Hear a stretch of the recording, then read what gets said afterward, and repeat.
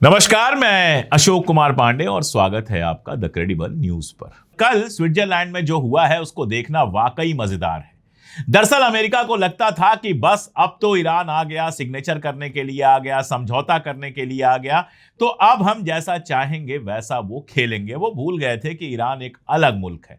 JD वांस साहब चाहते थे कि सबकी तस्वीरें एक साथ आ जाएं। जेडी वांस हो, स्टीव विटकॉफ हो, कुशनर हो, इसके साथ कालिबाफ हो, अराक्ची हो, यानी ईरान से आए हुए लोग हों, और साथ में शहबाज शरीफ भी हो, आसिम मुनीर भी हो। वो साथ में चाहते थे कि फोटोग्राफ हो जाए और सारी तैयारी पूरी कर ली गई थी। उसके बाद से वीडियो आता है, वीडियो दिखता है, गौर से देखिए। कालिबाफ आते हैं, बड़े प्यार से शहबाज शरीफ और आसिम मुनीर से मिलते हैं और उनसे कहते हैं कि हम जा रहे हैं। ये बातचीत हो चुकी थी पूरी, उसके बाद की बात है। उसके बाद वो कहते हैं हम जा रहे हैं, हम यहां पर नहीं रुकेंगे, हम यहां पर फोटो नहीं खिंचाएंगे। शहबाज शरीफ का चेहरा आप अचानक देखते हैं उतर गया, आसिम मुनीर को भी समझ में नहीं आता है क्या हुआ।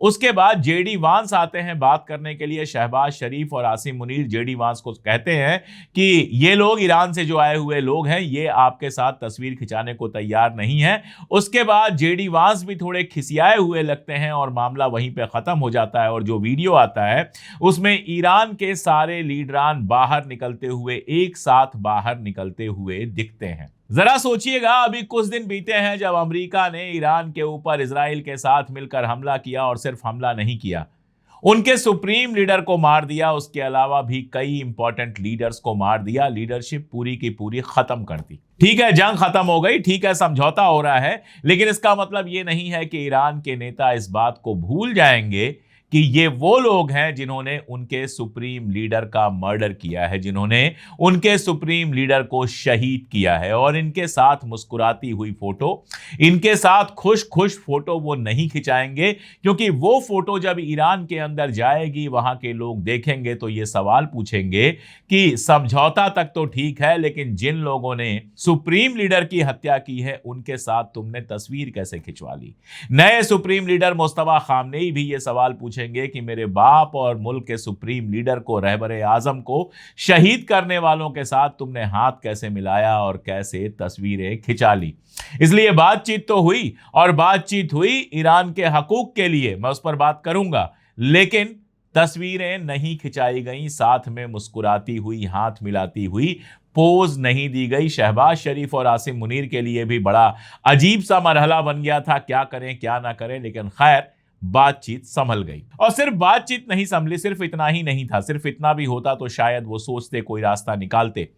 हुआ ये कि जिस समय ये बातचीत चल ही रही थी, उस समय ट्रंप का एक बयान आया, हिजबुल्लाह को लेकर बयान आया। कहा कि ईरान अपने प्रॉक्सी को अगर जंग रोकने के लिए नहीं कहता है तो हम दोबारा हमला करेंगे, वगैरह वगैरह।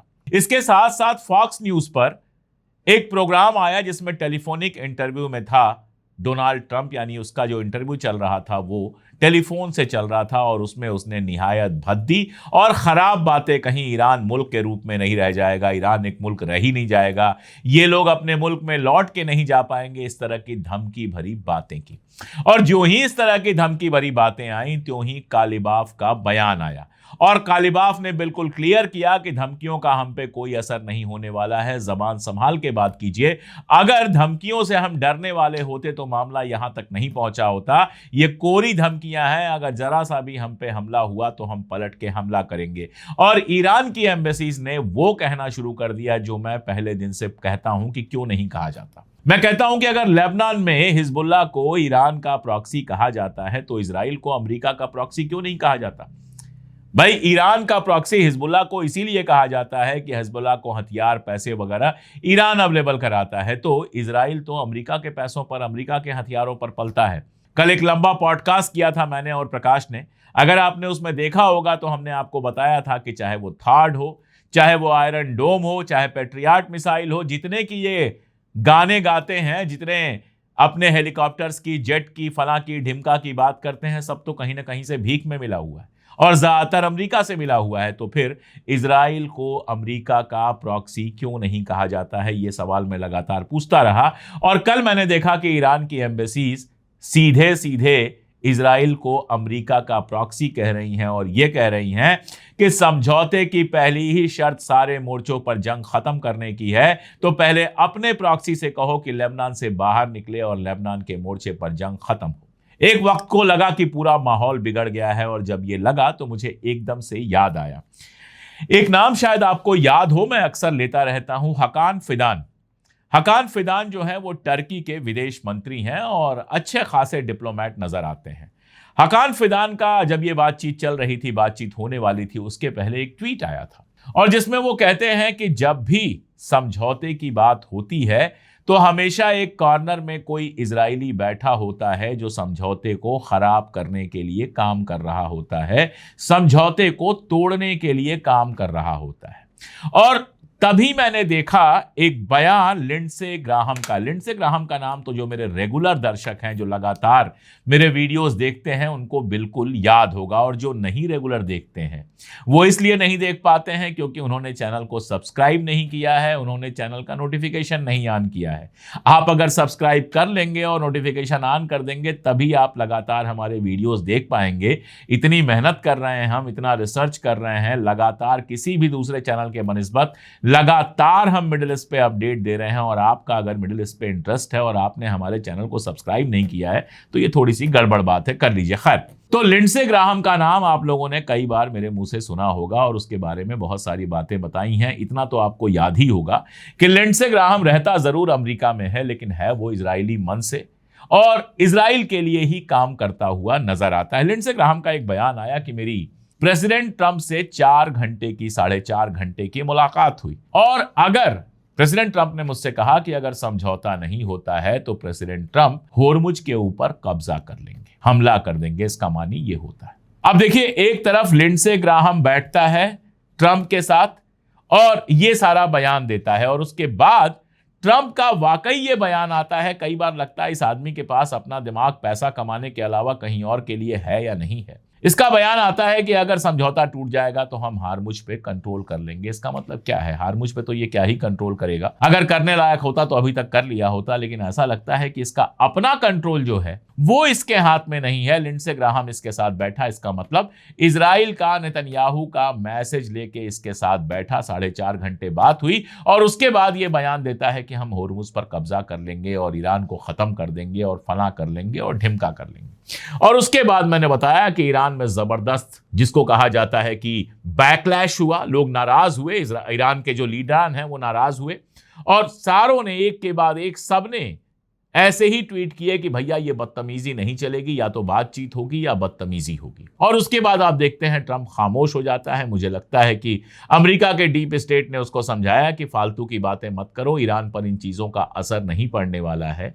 90% इजरायली मानते हैं कि इजराइल की हार हुई है और ईरान की जीत हुई है, इतने ही अमरीकी भी मानते हैं और इतने ही लोग दुनिया में भी देख पा रहे हैं कि जीत ईरान की हुई है, और जो नहीं देख पा रहे हैं उनके लिए कुछ बातें। इस मीटिंग के तुरंत बाद अराक्ची साहब का एक बयान आता है और अराक्ची साहब कहते हैं कि जो बातचीत हुई थी उसके नतीजे तो ठीक ठाक ही रहे, और जिन नतायज की वो बात करते हैं उनको जरा देखिए। पहली बात ये करते हैं कि लेबनान में जंग खत्म करने के लिए नए कदम उठाए गए हैं, और इसके साथ खबर ये आती है कि इजराइल ने अपनी कुछ आर्मी लेबनान से पीछे खींच ली है। हालांकि बयान आया नेतन्याहू का कि हम ट्रंप के इशारे पर काम नहीं करते और हम वही करते हैं जो इजराइल के लिए फायदेमंद हो, ईरान को परमाणु हथियार नहीं बनाने देंगे और इजराइल में जब तक जरूरत होगी तब तक आर्मी रहेगी। लेकिन अब जरूरत की बात की जा रही है और खबर यह आ रही है कि उनको अपनी थोड़ी सी आर्मी हटानी पड़ी है और आने वाले वक्त में बाकी आर्मी भी उनको हटानी पड़ेगी।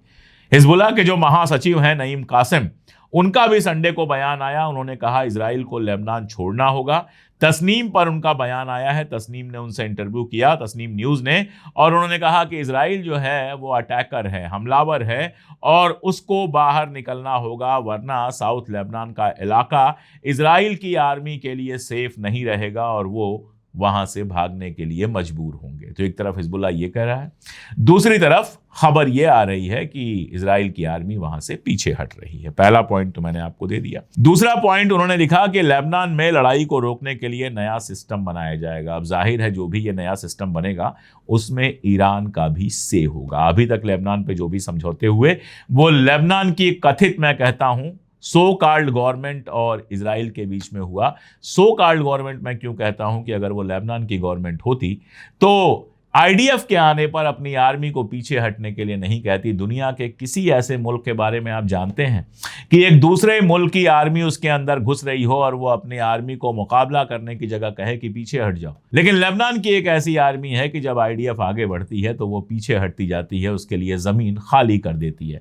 अब आप ही बताइए कि ऐसी गवर्नमेंट को लेबनान की गवर्नमेंट कहा जा सकता है? खैर, जो मैं कह रहा हूं वो ये कि एक नया सिस्टम बनाने की बात है और इस सिस्टम में भी ईरान का से रहेगा। अब आप बताइएगा कि और भी पॉइंट्स बता रहा हूं, ये आपको जीत लगती है कि नहीं लगती है। उन्होंने दावा किया कि ईरान के तेल और पेट्रोकेमिकल जो गुड्स हैं उनके एक्सपोर्ट पर जो पाबंदी लगी है वो पाबंदी खत्म की जाएगी, उसमें छूट दी जाएगी। यानी अब तक ईरान जो तेल नहीं बेच पा रहा था वो ईरान तेल बेचेगा। ईरान पर लागू नाकेबंदी पूरी तरह से हटाई जाएगी और विदेशों में जो ईरान के एसेट्स फ्रीज हैं उनको एक हद तक डी फ्रीज किया जाएगा और ईरान के लिए $300 बिलियन का रीडेवलपमेंट पूरा प्रोसेस चलेगा, रिकंस्ट्रक्शन और डेवलपमेंट का पूरा प्रोसेस चलेगा। ये पॉइंट है, इसके आगे के पॉइंट पे भी मैं बात करूंगा, लेकिन एक और मजेदार बात आप सुनिए। ट्रंप का बयान आया क्यों? ट्रंप का बयान इसलिए आया क्योंकि ईरान ने यह डिसीजन लिया था, ईरान की आर्मी ने यह डिसीजन लिया था कि जब तक लेबनान में वार नहीं रुकता है हम स्ट्रेट ऑफ होर्मुज को नहीं खोलेंगे, दोबारा हम बंद कर रहे हैं। साथ में जब खुलने की भी बात थी तो 60 दिन की बात थी कि 60 दिन तक मेंटेनेंस वसूला जाएगा, लेकिन जहाजों को आने दिया जाएगा और उसके बाद भी मेंटेनेंस वसूला जाएगा। यानी होर्मुज के ऊपर किसी भी तरीके से ईरान अपना कब्जा छोड़ेगा नहीं, ये ईरान ने बिल्कुल क्लियर कर दिया और यह भी कहा कि सबके लिए क्लियर हो जाएगा, सारी दुनिया के जहाज जाएंगे वहां से, लेकिन इजराइल के जहाज नहीं जाएंगे। इजराइल के जहाज पैसा देंगे, मेंटेनेंस पे करेंगे तो भी नहीं हम जाने देंगे। इजराइल जहां से चाहे वहां से अपने जहाज ले जाए, हमारे यहां से यानी स्ट्रेट ऑफ होर्मुज से इजराइल जहाज नहीं ले जा पाएगा। ये बातें बहुत क्लियर कर दी थी और इसी को लेकर ट्रंप भड़के हैं। मुझे लगता है कि इसी को लेकर लिंडसे ग्राहम ने बिठाकर भड़काया है, जिसके चलते ट्रंप का बयान आया। लेकिन ट्रंप का बयान उस रोते हुए बच्चे की तरह है जो पिट गया है और पिटने के बाद उसको पता है कि पलट के मारने की हिम्मत नहीं है, तो लगातार गालियां दे रहा है। जब उसके बस में कुछ नहीं होता है तो गालियां देता है। ऐसे बच्चे आपने बहुत मोहल्ले में देखे होंगे, ऐसे बिगड़े हुए बच्चे बहुत मोहल्ले में देखे होंगे कि सबको परेशान करते हैं, लेकिन जब किसी ताकतवर के सामने पड़ जाते हैं, पिट जाते हैं, तो भागते हुए जमीन पर लेटते हुए गालियां देते हैं, क्योंकि वो गालियां ही दे सकते हैं। यही काम ट्रंप कर रहा है, इसलिए उसको बहुत सीरियसली मत लीजिए। अगर हमला करता है, और अब बहुत मुश्किल है हमला होना, पेंटागन ने मना किया है, सबने मना किया है, अगर अब हमला करेगा तो उसके लिए बहुत दिक्कत होगी। हमला अगर होगा भी, लड़ाई अगर दोबारा होगी भी, तो अमेरिका के मिड टर्म इलेक्शन के बाद होगी, वो भी तब जब मिड टर्म इलेक्शन ट्रंप जीत जाए। अगर मिड टर्म इलेक्शन हारता है तो दोबारा लड़ाई नहीं होगी, ऐसा मुझे लगता है। बाकी इंटरनेशनल मामले हैं, कोई यहां ऐसा नजूमी तो मैं हूं नहीं कि जो कह दूं वो सच हो जाए, या मुझे कुछ आसमानी कोई ऐसा नाजिल नहीं हुआ है मेरे ऊपर, कोई लियाकत मेरे ऊपर ऐसी नाजिल नहीं हुई है कि मैं आपको बताऊं क्या होने वाला है। लेकिन जो मेरा कैलकुलेशन है वो मैंने आपसे शेयर किया, तो ये पॉइंट मैंने आपको बताए। और इसके बाद कतर और पाकिस्तान का एक साझा बयान आता है। कतर और पाकिस्तान दोनों मीडिएटर का रोल निभा रहे हैं, दोनों का साझा बयान आता है और वो कहते हैं कि बहुत कंस्ट्रक्टिव तरीके से बातचीत हुई है, आगे भी बातचीत होगी और टेक्निकल बातचीत के लिए जो टेक्निकल पॉइंट्स हैं, चाहे वो एटॉमिक एनर्जी से जुड़े हैं या बाकी चीज़ों से जुड़े हैं, उनके लिए एक अलग से सिस्टम बनाया जाएगा। अब उस पर भी आ जाइए। ये लोग लगातार कह रहे हैं कि ईरान को हथियार नहीं बनाने देंगे एटॉमिक। तो पेजेश्कियन साहब का बयान आया है। मसूद पेजेश्कियन कहते हैं कि हमारा देश तो न्यूक्लियर बनाना ही नहीं चाहता, न्यूक्लियर हथियार, हमें एटम बम बनाने की कोई ज़रूरत नहीं है, हम नहीं चाहते बनाना। और वजह बहुत साफ है कि उनके आगा ने, उनका जो सुप्रीम लीडर रहबर आज़म जो उनके हैं, उन्होंने फतवा दिया हुआ है और जब तक वो फतवा है, जब तक उसके सामने कोई और फतवा नहीं आता, तब तक ये नहीं बनाएंगे। लेकिन साथ में ये भी कहा कि ईरान यूरेनियम के एनरिच करने का जो अपना हक है उसको नहीं छोड़ेगा। यानी एटम बम के बहाने जो एनरिच यूरेनियम लूटना चाहते हो, जो यूरेनियम को हमारे यहाँ जो हमने एनरिच करके रखा है 60%, उसको तबाह बर्बाद करना चाहते हो, वो हम नहीं करने देंगे। और ना ही किसी ऐसे मसौदे पर दस्तखत करेंगे जिसमें यह लिखा हो कि ईरान आगे यूरेनियम एनरिच नहीं करेगा। उनका कहना है कि यूरेनियम एनरिचमेंट उनका हक है, ईरान का हक है, और वो लगातार करते रहेंगे, यानी इस समझौते में किसी ऐसी शर्त पर दस्तखत नहीं होंगे जिसमें यह लिखा हो कि ईरान आगे यूरेनियम एनरिच नहीं कर सकता। ये बहुत इंटरेस्टिंग है, क्योंकि जो खबरें शुरू में आई वो ये आई कि ईरान 10 या 15 साल के लिए राजी हो गया है, फला हो गया है, ढिमका हो गया है। लेकिन जब समझौते का मसौदा आया, 14 पॉइंट्स आए, तो बहुत साफ था कि सिर्फ इतना लिखा हुआ है कि ईरान एटम बम नहीं बनाएगा, और इसका यह माने कतई नहीं है कि यूरेनियम एनरिच नहीं करेगा। यूरेनियम वो एनरिच कर सकता है, क्योंकि उसका जो यूज होता है वो बिजली के लिए भी होता है, इलाज के लिए भी होता है, और भी बहुत सारी चीजों के लिए होता है।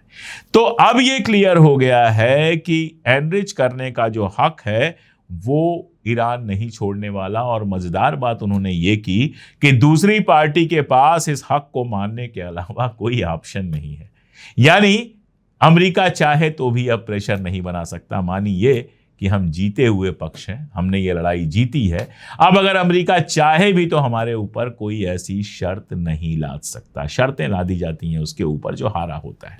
तो इनका ये कहना है कि हमने जीता है, ये मसूद पेजेश्कियान का बयान है, हम न्यूक्लियर एनरिचमेंट करते रहेंगे, ये हमारा हक है, और अमेरिका चाहे भी तो भी हमें इस हक से रोक नहीं सकता। तो ट्रंप की गीदड़ भभकी आई, यहां से जवाब गया, उसके बाद ट्रंप खामोश हो गया। गीदड़ भभकी इसलिए आई क्योंकि लिंडसे ग्राहम जाकर उसको समझा कर आया था। यानी अमेरिका में एक है, इजराइल की लॉबी तो मजबूत है ही, वो लोग लगातार कोशिश कर रहे हैं कि ये डील टूट जाए और कैसे भी लड़ाई शुरू हो जाए। और उधर खबर ये आ रही है कि अमेरिका दरअसल नेतन्याहू की जगह दूसरे किसी को गद्दी पर बिठाने के प्लान में है। 6 महीने के अंदर वहां इलेक्शन होने हैं, और अमेरिका अपना वेट विपक्ष के नेताओं पर लगा रहा है ताकि नेतन्याहू से मुक्ति मिले, क्योंकि उसको लगता है कि जब तक नेतन्याहू रहेगा ना तो मिडिल ईस्ट में कोई चैन से रहेगा, और ना ही अमेरिका को वो चैन से रहने देगा। इन सब हालात को देखिए और फिर मुझे बताइए कि ईरान की फतह हुई है या नहीं हुई है। बताइएगा जरूर कमेंट में।